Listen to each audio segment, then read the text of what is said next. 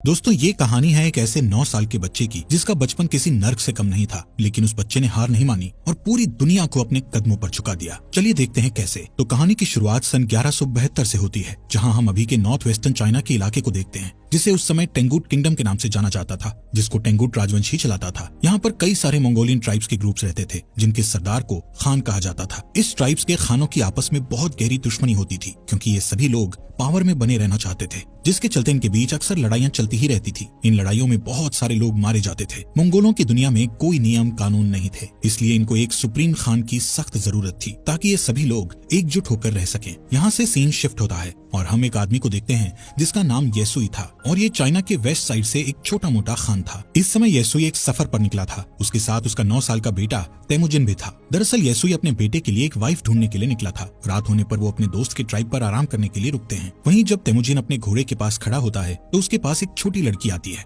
जिसका नाम बोटे था। वो उससे उसका नाम पूछती है और कहती है कि तुम यहाँ क्यों आए हो, जिस पर तेमुजिन उसे अपना नाम बताकर कहता है कि वो अपने फादर के साथ उसके लिए एक वाइफ ढूंढने के लिए आया है। तभी बोटे उससे कहती है कि तुम्हें मुझसे ही शादी करनी चाहिए। इतना कहते हुए वो वहाँ से चली जाती है। रात में जब तेमुजिन अपने फादर के पास बैठा होता है तो उसके फादर उसे कहते हैं कि मुझे तुम्हारे लिए एक ऐसी वाइफ चाहिए जो सबसे ताकतवर समुदाय से हो। तभी तेमुजिन अपने फादर से कहता है कि मैं खुद ही अपने लिए लड़की चूज करूंगा। तेमुजिन की जिद के बाद उसके फादर उसे अपने दोस्त की ट्राइब से किसी एक लड़की को चुनने की इजाजत दे देते हैं। अब सुबह होते ही तेमुजिन के फादर उस ट्राइब की सभी लड़कियों को लाइन में खड़ा करके उनके पैरों को गौर से देखते हैं, क्योंकि उनका मानना था कि एक स्ट्रॉन्ग लेग्स वाली लड़की ही अपने पति को खुश रख पाती है। इसके बाद तेमुजिन एक एक लड़की को देखता जाता है और लास्ट में वो बोटे को अपनी पत्नी चुनता है और उन दोनों की शादी हो जाती है। लेकिन शादी होने के बाद भी वो दोनों आने वाले 5 साल तक एक साथ नहीं रह सकते थे, क्योंकि ये उनकी ट्राइब्स का नियम था। अब तेमुजिन और उसके फादर का यहाँ से जाने का समय हो जाता है। लेकिन जाने से पहले तेमुजिन बोटे को एक नेकलेस गिफ्ट करता हुआ उसे कहता है कि वो उसके लिए जल्द ही वापस आएगा। यहाँ से येसुई तेमुजिन और अपने लोगों के साथ सफर पर निकल जाता है। कुछ दूर चलने के बाद वो लोग एक जगह पर आराम करने के लिए रुकते हैं। यहाँ पर वो सभी लोग काफी सतर्क थे, क्योंकि ठीक उनके सामने थोड़ी दूर एक और खान की ट्राइब के लोग बैठे थे। थोड़ी देर बाद उस खान का एक आदमी येसुई के लिए एक कटोरी में दूध लाता है, जिसका मतलब शांति का पैगाम था, और वो लोग समझौता करना चाहते थे। येसुई वो दूध की कटोरी ले लेता है और सामने बैठे खान के लिए भी अपनी तरफ से एक दूध की कटोरी भेजता है। येसुई के आदमी येसुई को खुद वो दूध पीने से पहले अपने किसी नौकर को पिलाने के लिए बोलते हैं, लेकिन येसुई उन्हें ऐसा करने से मना कर देता है, क्योंकि वो उस खान का विश्वास नहीं तोड़ना चाहता था और खुद ही वो दूध पी जाता है। दूसरी तरफ खान भी येसुई का भिजवाया हुआ दूध पी लेता है। थोड़ी देर बाद जब वो लोग अपना सफर फिर से जारी रखते हैं तो रास्ते में अचानक ही येसुई के सीने में बहुत तेज दर्द होने लगता है, जिससे वो अपने घोड़े से गिरकर मर जाता है। यहाँ हमें पता चलता है कि ये सब उस खान के दिए गए दूध के कारण हुआ था, क्योंकि खान ने उस दूध में जहर मिलाकर दिया था। तभी तेमुजिन अपने फादर के पास जाता है, लेकिन उसके साथ के सभी लोग उसे यहीं पर अकेला छोड़कर वहाँ से जाने की तैयारी करने लगते हैं, क्योंकि उनके बीच एक परंपरा थी जिसमें उनका मानना था कि उन्हें किसी मजबूत इंसान को ही फॉलो करना चाहिए। अब जबकि येसुई जो उनका राजा था उसकी डेथ हो चुकी थी, इसलिए येसुई के लोग अपने लिए एक नए राजा की तलाश में निकल रहे थे। जिसके बाद तेमुजिन अपनी माँ के साथ अपने पिता येसुई का अंतिम संस्कार करता है। येसुई के पास जो बहुत सारी भेड़ें और बकरियां थी, अब वो सब येसुई के सबसे खास सैनिक, जिसका नाम टारगुटाई था, उसने रख ली थी। ये देखते हुए तेमुजिन की माँ उसे बद्दुआ देते हुए कहती है कि मेरा बेटा एक दिन तुम्हें ढूंढकर जरूर मारेगा। टारगुटाई ये सुनकर सोच में पड़ जाता है कि कहीं आगे चलकर ये बच्चा उसे सच में न मार दे, इसलिए वो उसे उसी वक्त मारने के लिए आगे बढ़ता है। लेकिन मंगोलों में एक रिवाज था जिसके हिसाब से किसी को मारने से पहले वो उसकी हाइट को उनके रथ के पहिए से नापते थे, और वो कभी भी बच्चों को नहीं मारते थे। जब टारगुटाई तेमुजिन की हाइट को उनके रथ के पहिए से नापता है तो उसकी हाइट कम निकलती है, और तेमुजिन अभी बच्चा था इसलिए वो बच जाता है। लेकिन टारगुटाई उसकी माँ को बोलता है कि वो अगले साल तेमुजिन को मारने जरूर आएगा, और तब तक उसकी हाइट और उम्र भी बढ़ चुकी होगी। कुछ महीनों बाद जब सर्दी आ जाती है तो तेमुजिन के पास छुपने के लिए कोई भी जगह नहीं थी। तभी उसे अपने फादर की बात याद आती है कि उन्होंने कहा था कि गॉड टेंगरी उनकी बुरे वक्त में मदद जरूर करेंगे। इसीलिए वो उस सीक्रेट माउंटेन की तरफ जाने लगता है, लेकिन रास्ते में अचानक उसका पैर बर्फ से जमी झील पर टिक जाता है और वो उस झील के अंदर ठंडे पानी में गिरकर डूबने लगता है। वो डूबकर मरने ही वाला था, लेकिन तभी वहाँ उसकी ही उम्र का एक लड़का जिसका नाम जमूखा था उसे झील से बाहर लाकर उसकी जान बचा लेता है। यहाँ पर जमूखा और उसका बड़ा भाई तेमुजिन को अपने साथ घर ले जाते हैं और उसे खाना खिलाते हैं। तेमुजिन उसकी जान बचाने के लिए उनका शुक्रिया अदा करता है। इसके बाद जमूखा और उसका भाई अपने अपने हाथ पर कट लगाकर अपना खून दूध में मिलाकर तेमुजिन को वो दूध पीने को कहते हैं। तेमुजिन वो दूध पी जाता है और अब वो 2 नहीं बल्कि 3 भाई बन गए थे। उन्होंने तेमुजिन को अपना भाई बना लिया था। अगली सुबह टारगुटाई अपने लोगों के साथ तेमुजिन को ढूंढता हुआ यहाँ आ जाता है ताकि वो तेमुजिन को जान से मार सके। टारगुटाई के लोग तेमुजिन को पकड़कर उसे अपने साथ मारने के लिए ले जाते हैं। लेकिन जब वो तेमुजिन की हाइट रथ के पहिए से नापते हैं तो अभी भी उसकी हाइट उतनी ही थी जितनी की पहले थी, जिस वजह से वो लोग तेमुजिन को तब तक के लिए कैदी बनाकर रख लेते हैं जब तक कि उसकी हाइट नहीं बढ़ जाती। इनके ट्राइब में एक बूढ़ा आदमी था जो कि कैद में तेमुजिन को रोज खाना खिलाता था और उसके जख्मों पर मलहम पट्टी भी करता था। कुछ दिनों बाद टारगुटाई फिर से तेमुजिन की हाइट नापता है, लेकिन अभी भी उसकी हाइट उतनी ही थी। इसी टाइम पर यहाँ बारिश होने लगती है और सभी लोग भागकर अपने अपने तंबू में चले जाते हैं। इसी बात का फायदा उठाते हुए वो बूढ़ा आदमी तेमुजिन को वहाँ से छुड़ाकर भगा देता है। तेमुजिन भागता भागता बहुत दूर चला जाता है। उसके गले में एक भारी लकड़ी का फंदा भी बंधा हुआ था, लेकिन कैसे भी करके वो उस पहाड़ पर जाता है जहाँ पर उसके फादर ने बताया था। वहाँ वो गॉड टेंगरी से विश मांगता है कि अचानक तेमुजिन को वहाँ एक सफेद भेड़िया दिखता है, जिसके तुरंत बाद उसके गले में बंधा हुआ लकड़ी का फंदा भी अपने आप ही खुलकर नीचे गिर जाता है। यहाँ से सीन कट होता है और हम सन 1186 में तेमुजिन को देखते हैं, जो कि अब एक नौजवान लड़का बन चुका था। लेकिन तेमुजिन अभी भी टारगुटाई के लोगों से बचकर भाग रहा था। कई सालों से टारगुटाई के लोग तेमुजिन को ढूंढ रहे थे और एक दिन वो तेमुजिन को ढूंढ ही लेते हैं और उसे पकड़कर फिर से कैदी बनाकर उसी लकड़ी के फंदे में रखते हैं जिसमें उसे बचपन में रखा गया था। अब क्योंकि तेमुजिन की हाइट और उम्र बढ़ चुकी थी, इसलिए उसके मरने के चांसेस बहुत ज्यादा थे। लेकिन टारगुटाई उसे जान से नहीं मारता क्योंकि वो उसे अपनी जान की भीख मांगते हुए देखना चाहता था। लेकिन तेमुजिन टारगुटाई से बोलता है कि मैं खुशी खुशी मर तो सकता हूँ, लेकिन तुम्हारे आगे अपनी जान की भीख कभी नहीं मांगूंगा। ये सुनकर टारगुटाई उसे टॉर्चर करना शुरू कर देता है और उसे कहता है कि अब मैं तुम्हें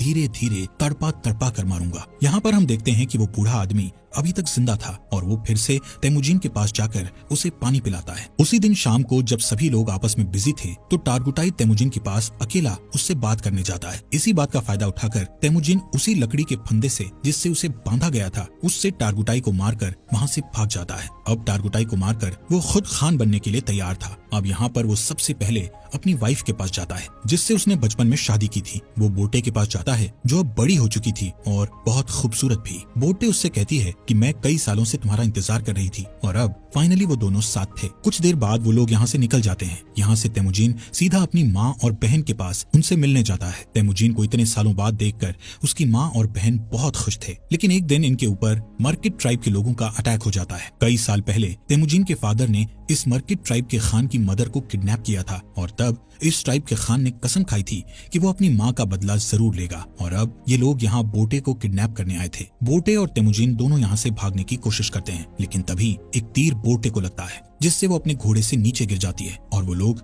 उसे किडनैप कर लेते हैं। दरअसल मर्किट खान बोटे को अपनी वाइफ बनाना चाहता था, वहीं दूसरी ओर तेमुजिन अपनी वाइफ बोटे को वापस लाना चाहता था, जिसके लिए वो अकेला काफी नहीं था। इसलिए वो मदद के लिए अपने पुराने भाई जमुखा के पास जाता है। यहाँ जमुखा भी एक ट्राइब का खान था जो कि बहुत पावरफुल ट्राइब थी। जमुखा तेमुजिन की मदद करने के लिए तैयार था, लेकिन लड़ाई के लिए वो तेमुजिन को 1 साल का इंतजार करने के लिए कहता है क्योंकि उसे बाकी ट्राइब्स पर अटैक करके उन्हें अपने अंडर लेना था। समय के साथ साथ 1 साल भी बीत जाता है और वो वक्त आ जाता है जब वो दोनों भाई मिलकर अपनी सेना लेकर मर्किट ट्राइब पर अटैक करते हैं। लड़ाई में वो सभी लोगों मर्किट ट्राइब के खान और उसकी सेना को मारकर उनका जरूरी सामान अपने साथ उठा लेते हैं। वहीं एक टेंट में बोटे बैठी थी जो कि प्रेग्नेंट थी। इसके बावजूद भी तेमुजिन उसे अपना लेता है। उसी रात ये लोग अपनी जीत का जश्न मनाते हैं और तेमुजिन के साथ और भी कई लोग जुड़ जाते हैं जो उसे वहाँ मिले सामान को सभी में बांटने के लिए कहते हैं, जिसमें से तेमुजिन सिर्फ 10% सामान ही अपने पास रखता है और बाकी 90% वहाँ के लोगों में बांट देता है। तेमुजिन उन मरे हुए लोगों के परिवारों को भी कुछ सामान देता है जिन्होंने लड़ाई में अपनी जान गंवाई थी। तभी यहाँ जमुखा के 2 लोग ये सब देखते हैं और तेमुजिन की ट्राइब के साथ जुड़ जाते हैं। अब क्योंकि मंगोल्स में शुरू से ही ये नियम था कि वो अपने खान को खुद ही चुन सकते थे, जिसमें जमुखा चाहकर भी कुछ नहीं कर सकता था। लेकिन ये देखकर कि उसकी ट्राइब के 2 लोग तेमुजिन की ट्राइब में चले गए हैं, उसके मन में तेमुजिन के खिलाफ दुश्मनी बढ़ जाती है। नेक्स्ट सीन में तेमुजिन के आदमी जमुखा के आदमियों को उनके घोड़े चुराते हुए देख लेते हैं। तभी जमुखा के आदमी बचकर वहाँ से भागने लगते हैं, जिसके बाद तेमुजिन के आदमी गुस्से में गलती से उन्हें जान से मार डालते हैं। लेकिन जब वो लोग जमुखा के उन लोगों को देखते हैं तो उन्हें पता चलता है कि उनमें से एक आदमी जमुखा का बड़ा भाई था। और अब जैसे ही जमुखा को इसके बारे में पता चलता है तो वो तेमुजिन को जान से मारने की ठान लेता है, क्योंकि उसे अपने भाई की जान का बदला लेना था, जिसके लिए जमुखा आसपास के और ट्राइब्स के खानों से हाथ मिला लेता है और अपनी एक बड़ी ट्राइब बनाकर तेमुजिन की ट्राइब पर अटैक कर देता है। तेमुजिन जानता था कि वो लोग ये जंग नहीं जीत सकते क्योंकि उसके पास इतने सैनिक नहीं थे जितने जमुखा के पास थे। इसलिए वो अपनी ट्राइब की औरतों और बच्चों को वहाँ से जाने के लिए कहता है और बाकी लोगों को लड़ने के लिए बोलता है। इस लड़ाई के बीच तेमुजिन अपने सैनिकों के साथ हार जाता है और जमुखा उसे और उसके सैनिकों को बंदी बना लेता है। जमुखा तेमुजिन को अभी भी भाई बोलता था,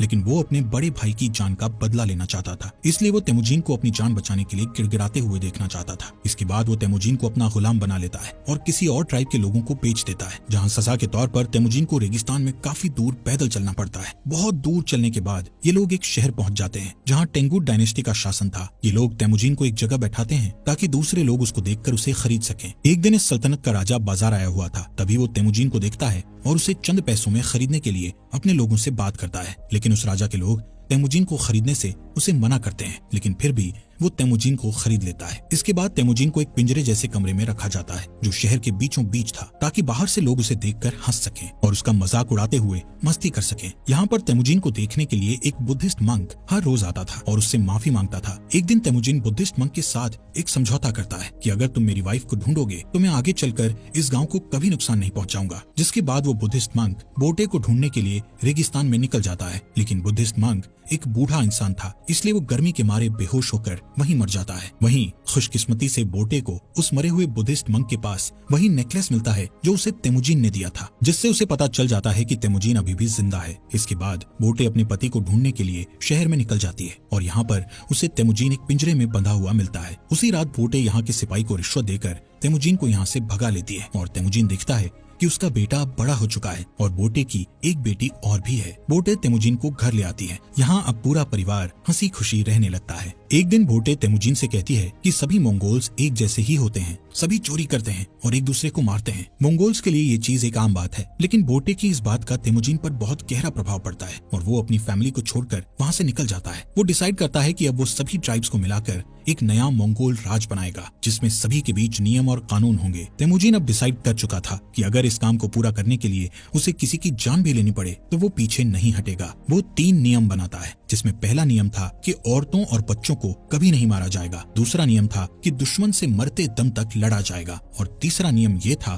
कि कोई भी अपने खान को धोखा नहीं देगा। यहाँ से सीन कट होता है और हम सन 1196 को देखते हैं, जहाँ कई साल पहले तेमुजीन ने कसम खाई थी कि वो मंगोल की बड़ी आर्मी बनाएगा और अब उसने बहुत सारी ट्राइब्स को जीतकर एक साथ जोड़कर एक बड़ा मंगोल बना लिया था। अब उसके रास्ते में एक ही रुकावट थी जो उसको राजा बनने से रोक रही थी, और वो रुकावट और कोई नहीं बल्कि उसका भाई जमुखा ही था। जमुखा के पास भी एक बहुत बड़ी आर्मी थी और वो दोनों एक जंग के मैदान में अपनी पूरी आर्मी लेकर लड़ाई के लिए तैयार थे। यहाँ पर तेमुजीन जमुखा को उसका भाई होने के नाते उसके साथ जंग करने की बजाय उसको समझाना चाहता था, लेकिन जमुखा जल्दबाजी में बिना कुछ सोचे समझे अपने बहुत सारे सैनिकों को लड़ाई के लिए भेज देता है, जिसके नतीजे में उसके सभी सैनिक मारे जाते हैं। कई घंटों तक लड़ने के बाद तेमुजीन आखिरकार उससे जीत जाता है और जमुखा के साथ उसके कई सारे आदमियों को जिंदा कैद कर लेता है। तेमुजीन जमुखा के बचे हुए सिपाहियों को मारने की बजाय उन्हें अपनी आर्मी में शामिल कर लेता है। यहाँ पर तेमुजीन जमुखा की ट्राइब में उसी बूढ़े आदमी को देखता है जिसने तेमुजीन की मदद की थी। तेमुजीन उस बूढ़े आदमी को